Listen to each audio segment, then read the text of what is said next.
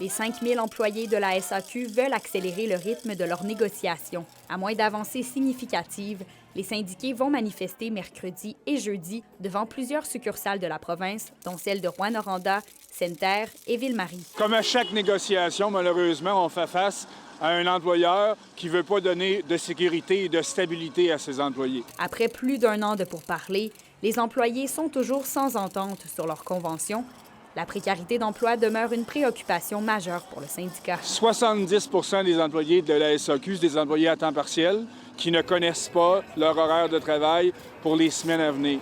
Ça ne leur permet pas de s'établir un budget puis de se prévoir une vie qui est respectable pour tout le monde. Le délégué régional pour le syndicat des employés de la SAQ reproche aussi à la direction de concentrer la préparation des commandes dans son centre de distribution de Montréal, ce qui aurait, selon lui, des répercussions significatives pour les établissements situés en régions plus éloignées. La SAQ, c'est une entreprise gouvernementale qui a un modèle de gestion qui est la centralisation.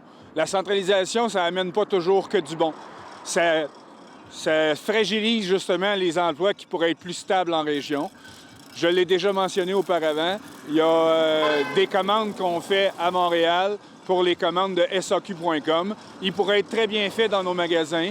D'autres chaînes de magasins utilisent ce système-là et ça fonctionne. On pense qu'on pourrait répéter l'expérience au sein de nos magasins en magasin et sécuriser l'emploi des gens qui sont ici. Ces centralisations-là qui font mal à nos régions, c'est pas ce qu'on souhaite. Les 9 succursales de l'Abitibi-Témiscamingue sont demeurées fermées mercredi toute la journée. Au total, 14 autres jours de grève pourraient être proclamés par les employés si le syndicat estime qu'il n'y a pas assez d'avancées à la table de négociation.